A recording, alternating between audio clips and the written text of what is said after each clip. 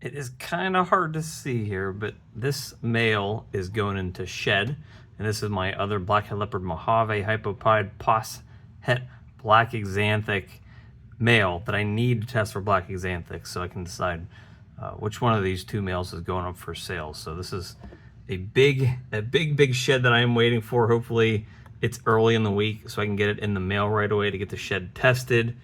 But this is big. This is going to be a big sale and a big pickup for somebody too. It's a big investment.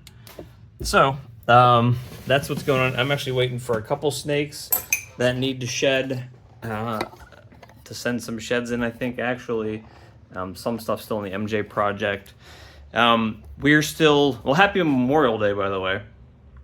We're still doing our Memorial Day sale. There's up to 66% off of some animals. One of my adult males is $1,500 off. So there's some really big sales going on in my Morph Market store, so check that out. It's some really crazy deals, so take a look at that.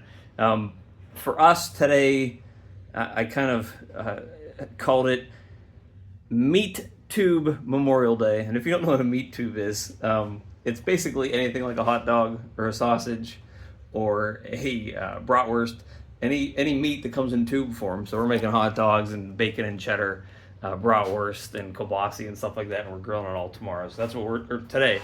So that's what we're doing. So happy Memorial Day to everybody else out there. Hopefully you guys are able to have picnics. It's supposed to rain here all day, but my grill's covered, so we can at least get the food grilled up for everybody. But yeah, take a look at that sale. I don't know how long I'm gonna extend it for. It's probably gonna run past today. Really just trying to get some of this older stuff off of the shelves, which is what basically in terms of pricing. So this video is actually going to show some of the snakes, some of the females that are kind of going through the cycles of starting to ovulate. But I guess since I'm talking about sales, I can kind of maybe explain my process with putting sales on. So typically with newer snakes, I don't put them on sale. Ones that just hatched or went up for sale, because I don't know what the market is for those snakes yet, right? If they're highly sought after snakes, more than likely they're going to sell faster and at full price. Sometimes right now figuring out the price for an animal is really difficult. To be quite honest, there are times where I try to maybe set the price at the very top of what I think it is, because if you set it too low, you're going to sell it really fast and you're probably going to miss out on some money. And with something like this, you can't afford to just keep taking hits with your money. You need to try to get as much of a return as you can on this stuff. So you can't just knock stuff down or price it really cheap just because you want to move it. You need to kind of be strategic with how you're pricing things and when you're lowering prices. So, for instance, this male is a Mojave 100% het black exanthic, 50% double het hypopide. When I put them up for sale, there weren't many, if any, ever listed, so it's kind of hard to price it. So then I look at other snakes that were, het black exanthic, pos double het hypopide, to try to figure out those prices. But sometimes adding one extra gene into a snake, the codoms, when you're working with multiple recessive projects, can raise the value of the snake. So that guy, he was up to a couple $500, $600, $700 at some point, and that's what his normal price is. And I ended up putting him on sale. He's the one who's 66% off. He's down to $200 right now. So I didn't know what his market was. It was hard for me to figure out how valuable he was. And so I priced him what I thought was a good price, kind of comparing what recent prices were on similar animals.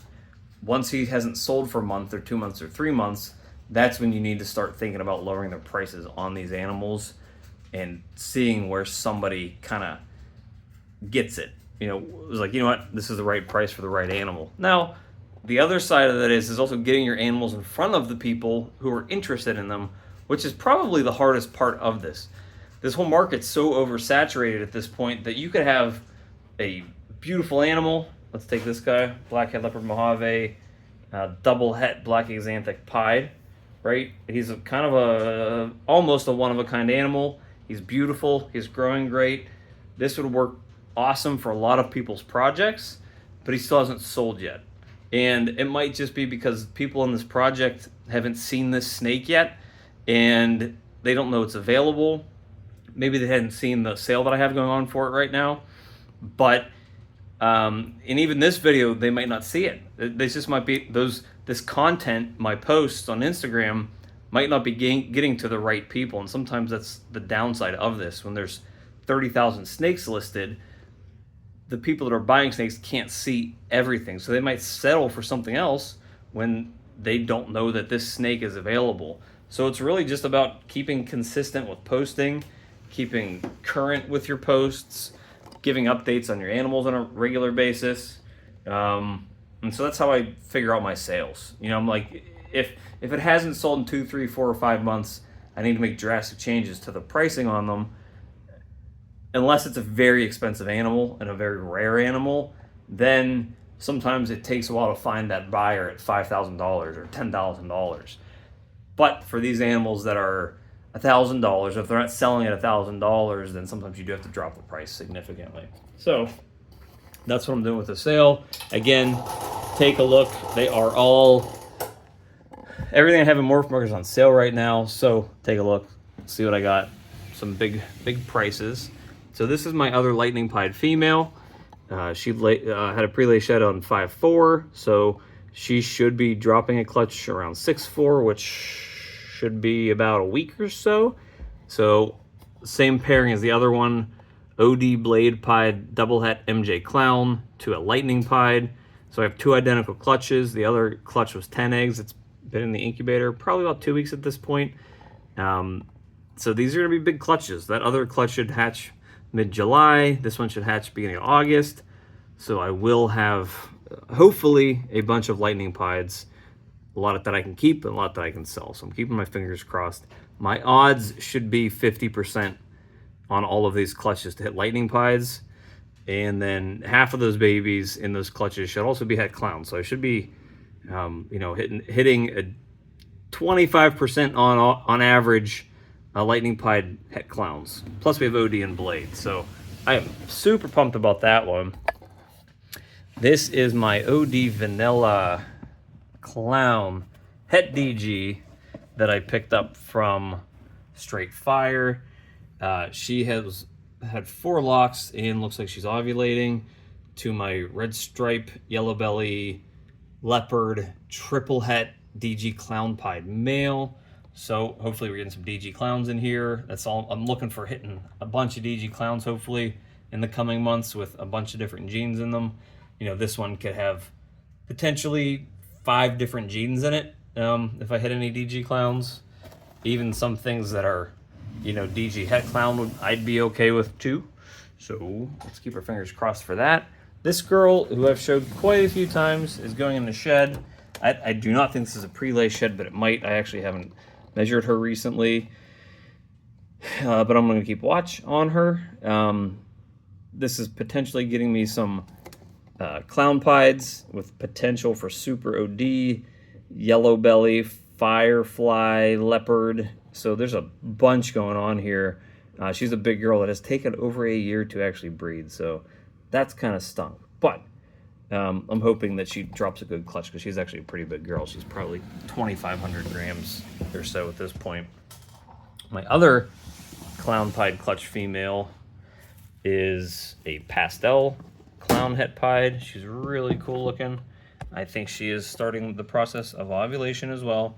Bunch of locks. Hopefully we get some more clown pieds out of this clutch. I mean, I'm early here this year. I have pretty good odds for hitting a bunch of clown pieds as long as they all lay healthy clutches. Same thing here. This is actually a clown pied. This one was also bred to my OD blade pied double het clown MJ. So I should have a 50% chance of hitting clown pieds here, which I was tackling that project from this angle, just trying to make a bunch of clown pieds. So hopefully, you know, she has a good clutch as well. And let's see, what else is going on? I think that's it for females. Let's see if this guy's shed yet. No, there's a lot of sheds going on, but not a bunch of females. My DG Clown Project male has also had 3 locks with this girl. She's a pastel NG DG clown. She's pretty big at this point. Hoping she has a beautiful clutch. She's a really pretty snake. I'd love to get NG into the DG Clown Pied project. This girl, he's had 2 locks with her. She's just a pastel DG clown. But the last couple times that I've put him in there, they've been very standoffish with each other. She's actually hugged up here on the cool side, and he would be in the back. So I don't know why they started off with 2 strong locks and then boop, and then decided to not be friendly anymore. Let's see, I think that's really it. It's funny, I have some females that I bred last year that are ready to go again that I've kind of forgot about and neglected in my breeding plans for this year. Like I have this really pretty Pastave pied female, and she actually dropped eggs like over probably a year and a half ago and has been ready to breed, but I've kind of forgotten about her in these racks. The hypo pied female that produced those black leopard Mojave hypo pied posset black xanthics is ready to go again, and I really have kind of been dropping the ball trying to figure out what she should be bred to. This granite pied female who had the bad clutch of eggs earlier in the year, I think is probably close to the size where she needs to start breeding again, so I got to figure out what male to breed her to.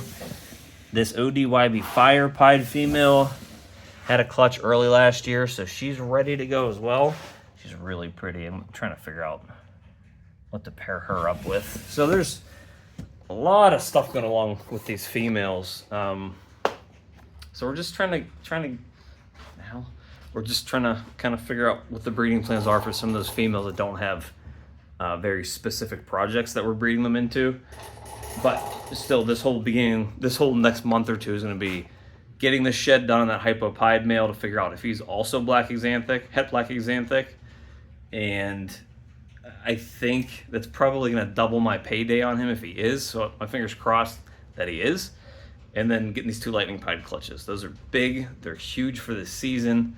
They're huge for the whole year, basically, because I think those are probably going to be, unless the DG Clown clutches come out with better odds.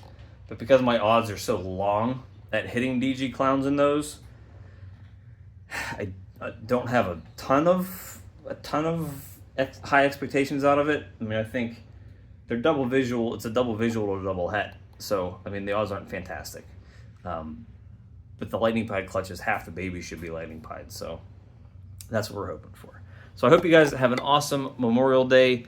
Thank you for starting off the day with me, and we'll see you tomorrow.